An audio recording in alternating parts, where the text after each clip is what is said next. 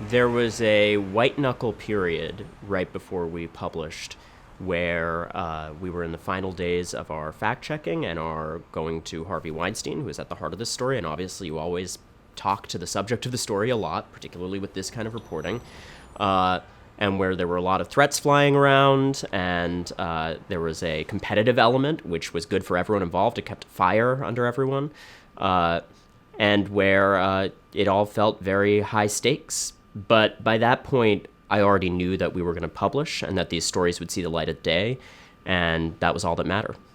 This was much harder for the sources involved than it was for me, obviously. But it was a long haul reporting this. And I think the most useful piece of advice I received along the way was that the story is all that matters. The work is all that matters.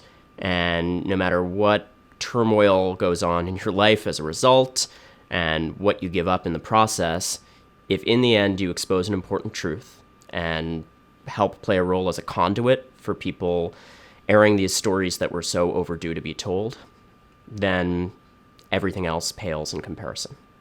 You know, there was a period where I was working on this and facing a fair amount of opposition to doing it and feeling quite isolated in doing so. When other reporters joined the fray and other publications began working on this, it helped. I felt much less alone.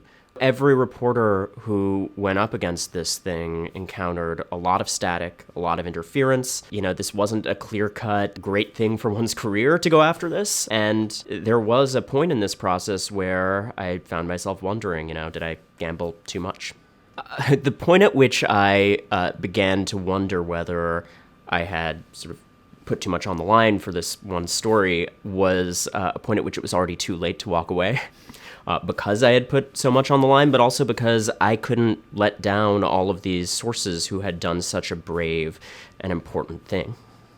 Throughout the course of reporting this story, I heard over and over again from women who said, my male manager, agent, lawyer, brother, husband told me not to talk.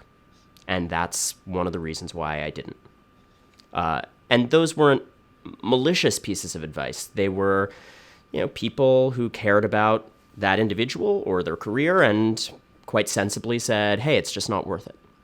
And so it was incredibly powerful when I heard from women, it was the exception to the rule, but I did encounter some of these cases, who said, the men in my life told me to talk.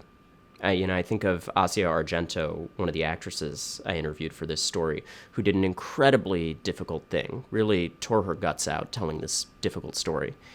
And she said she talked to her partner, the TV personality Anthony Bourdain, and he said, I will lend you all my strength. You should do this. It was such a change of pace in terms of the role men can play in this. And I think it really was an important part of the support system she had as she did this brave thing. The role men play both as accusers themselves coming forward and also as a support system for others who come forward is indispensable.